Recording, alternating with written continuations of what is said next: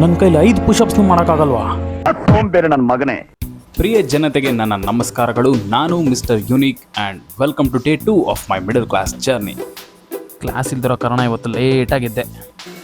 ಎದ್ದ ತಕ್ಷಣ basic stretches ಮಾಡಿಕೊಂಡೆ. ಅಮ್ಮ ಬಿಸಿನೀರು ಕಾಯಿಸ್ಕೊಟ್ರು.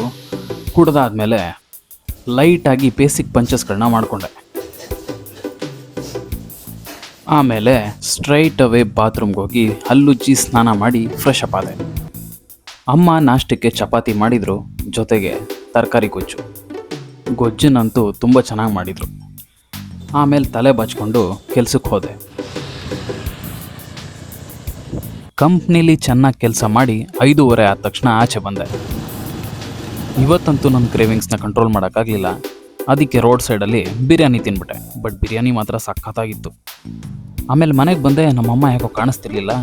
ಆಮೇಲೆ ಹೋಗಿ ನೋಡಿದ್ರೆ ಅಡುಗೆ ಮನೇಲಿ ಕೆಲಸ ಮಾಡ್ತಾಯಿದ್ರು. ನೀವೇನೇ ಹೇಳಿ, ಭಾನುವಾರಕ್ಕಿಂತ ಶನಿವಾರ ಸಂಜೆ ಕೊಡೋ ವೈಬ್ಸೇ ಬೇರೆ. ಸಾಂಗ್ ಎಲ್ಲ ಕೇಳಿ ಟೈಮ್ ಪಾಸ್ ಮಾಡಾದ್ಮೇಲೆ 7 ಗಂಟೆಗೆ ರನ್ನಿಂಗ್ ಮಾಡೋದಕ್ಕೆ ಗ್ರೌಂಡಿಗೆ ಬಂದೆ. ಈ ಕ್ಲಿಪ್ಪಲ್ಲಿ ನಾನು ಎಲ್ಲಿದ್ದೀನಿ ಅಂತ ಹುಡುಕ್ಬೇಡಿ, ಯಾಕೆಂದರೆ ಕತ್ಲೆಯಲ್ಲಿ ನಾನು ಕಾಣಲ್ಲ. ಯಪ್ಪ, ಮೊದಲನೇ ದಿನವೇ 1.5 ಕಿಲೋಮೀಟ್ರ್ ರನ್ನಿಂಗ್ ಮಾಡಿಬಿಟ್ಟೆ. ಕಾಲಂತೂ ಸಿಕ್ಕಾಪಟ್ಟೆ ನೋವ್ತಾ ಇದೆ. ನನ್ನ ಫ್ರೆಂಡು ನನಗೆ 5 ಪುಷಪ್ಸ್ನು ಮಾಡೋಕ್ಕಾಗಲ್ಲ ಅಂತ ಹೇಳ್ತಾ ಇದ್ದೆ. ಇವಾಗ ನೋಡಿ ಎಷ್ಟು ಪುಷಪ್ಸ್ ಮಾಡ್ತೀನಿ ಅಂತ.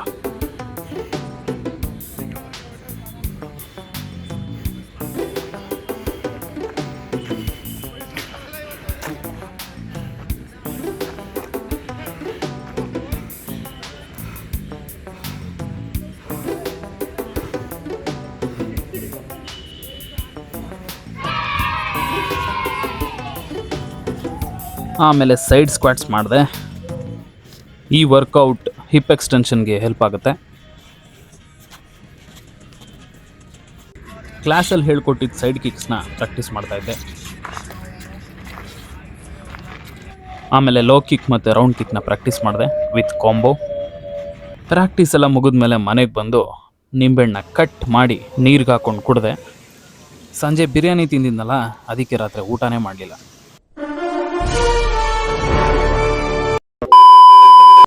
ಇವತ್ತಿಗಿಷ್ಟೇ. Good night, take care.